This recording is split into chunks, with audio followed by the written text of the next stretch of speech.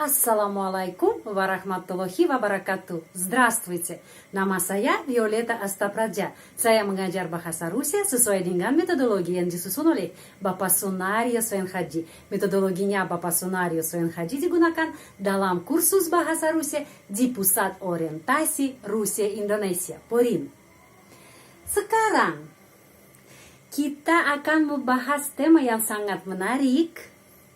Posisi kata dalam kalimat Rusia yang adalah bebas, ya.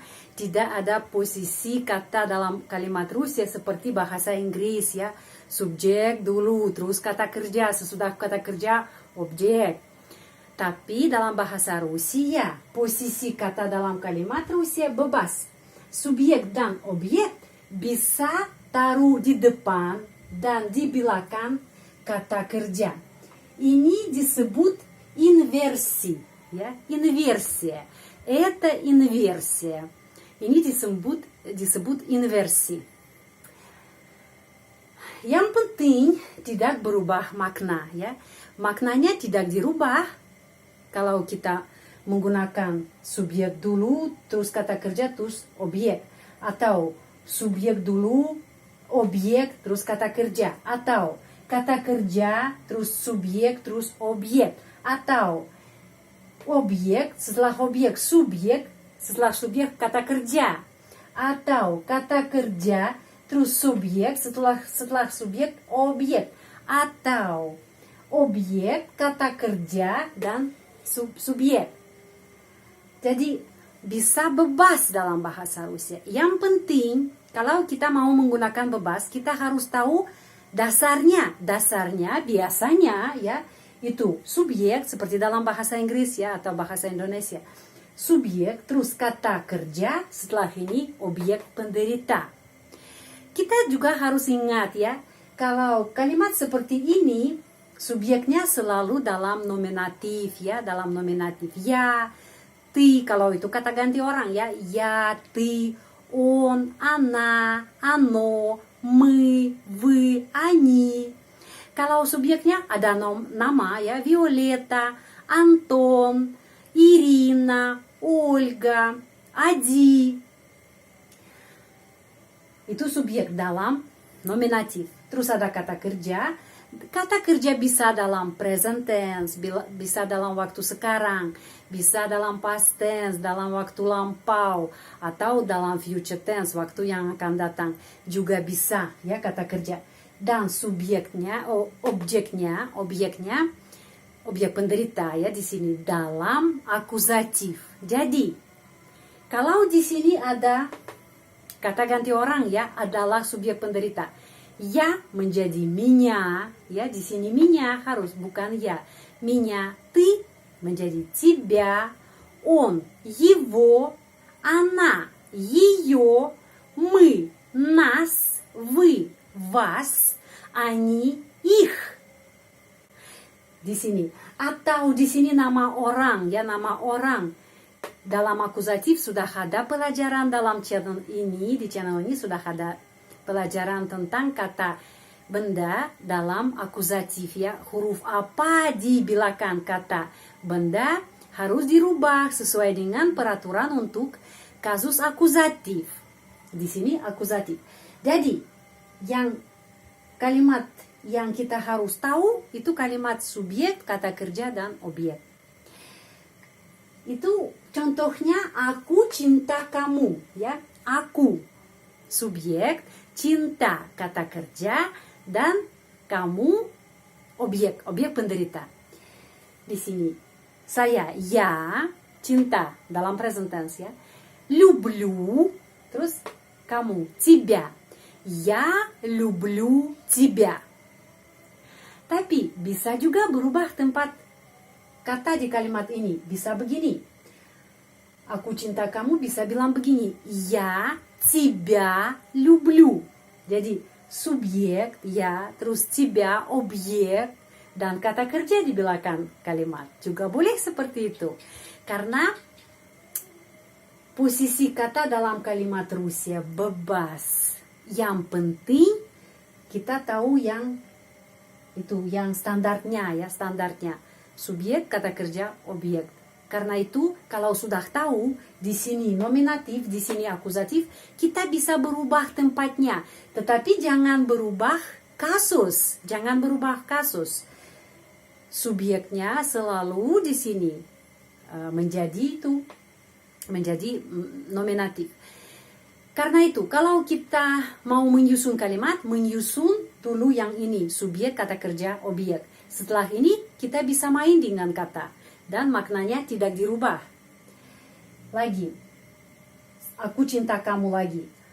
Люблю я тебя. Люблю я тебя. Ya, ini. Люблю я тебя. Juga boleh kata kerja dulu. Setelah kata kerja ada kata subjek dan objek. Subjek, objek di sini. Di sini kata kerja di depan. Jadi cinta saya kamu ya. Kalau bahasa Indonesia tidak boleh seperti itu. Atau love I you juga tidak boleh dalam bahasa Inggris, tapi dalam bahasa Rusia boleh seperti ini, boleh. Lagi nomor 4 ya, тебя я люблю, boleh juga. Di sini objek dulu, terus subjek, terus kata kerja. Di bawah setiap kalimat saya menulis. Itu apa adalah apa? Ya subjek, люблю kata kerja, тебя objek, di sini ya subjek, тебя objek, люблю kata kerja. Saya kasih tahu di bawah setiap kalimat itu apa ya, setiap kata adalah apa. Nomor 5, boleh begini juga, люблю тебя я, люблю тебя я, juga boleh seperti itu. Lagi ya, objek penderita dalam kasus akusatif ya. Saya ya dalam nominatif. Jadi maknanya tidak berubah. Nomor 6. Тебя люблю я. Juga boleh begitu ya. Objek di sini, kata kerja di sini, dan diakhiri dengan subjek. Juga bisa. Dan yang penting tahu ya, subjeknya dalam nominatif dan objeknya dalam akusatif.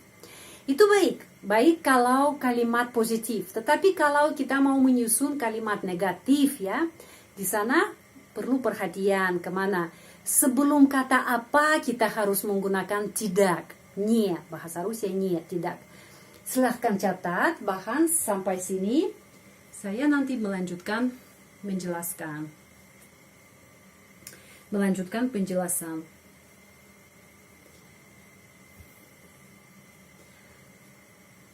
Ya, kalau kalimat negatif, di mana kita harus menggunakan не, tidak.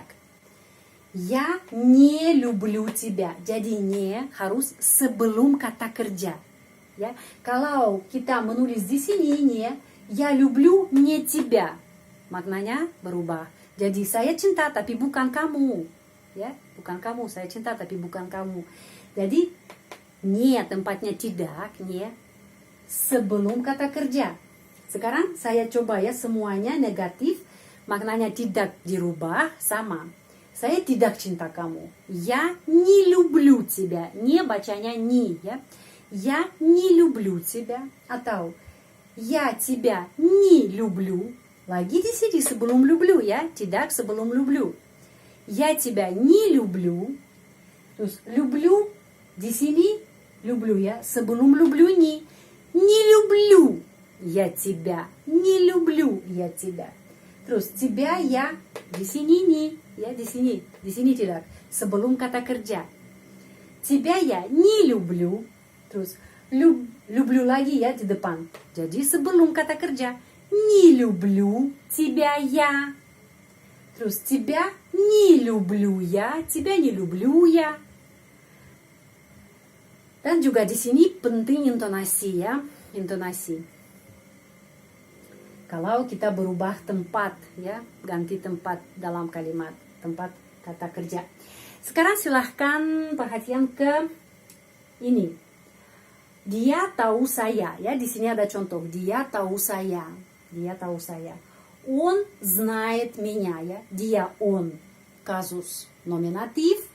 Знает kata kerja dan меня, saya itu ya nominatif ya, tapi dalam akusatif saya menjadi меня.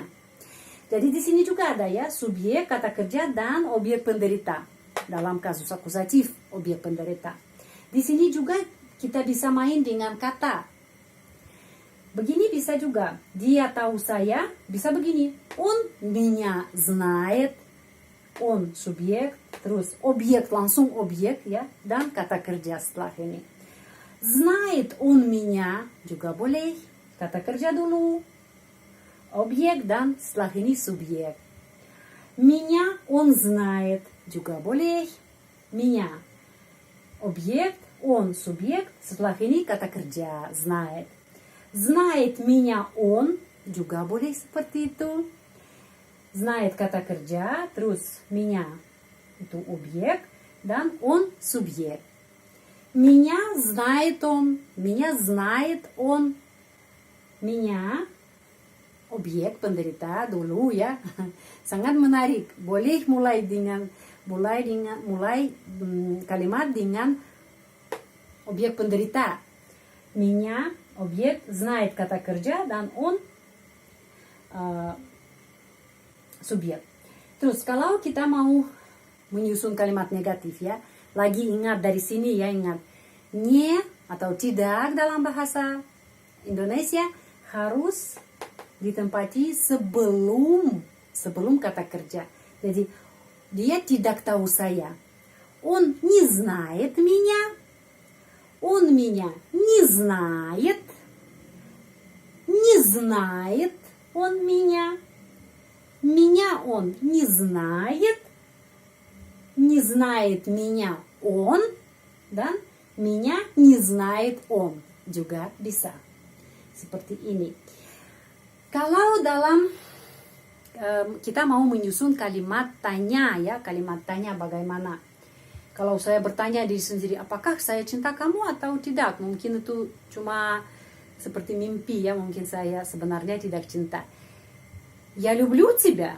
Я люблю тебя. Di sini penekanan intonasi pada kata kerja люблю. Я люблю тебя. Apakah saya cinta kamu?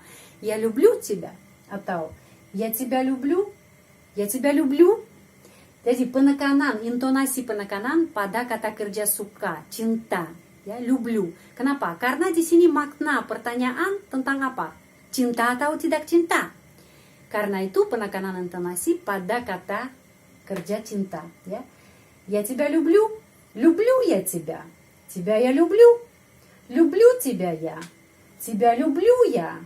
Ini ya penekanan intonasi pada ini. Di sini maknanya apakah dia tahu saya, ya. Di sini tahu atau tidak tahu, ya. Karena itu penekanan intonasi pada kata знает. Он знает меня. Он меня знает, ya. Он знает меня. Он меня знает, ya. Di sini intonasinya ke atas. Знает он меня. Меня он знает. Знает меня он. Меня знает он, ya. Penekanan intonasi pada kata kerja. Silahkan catat pelajaran ini.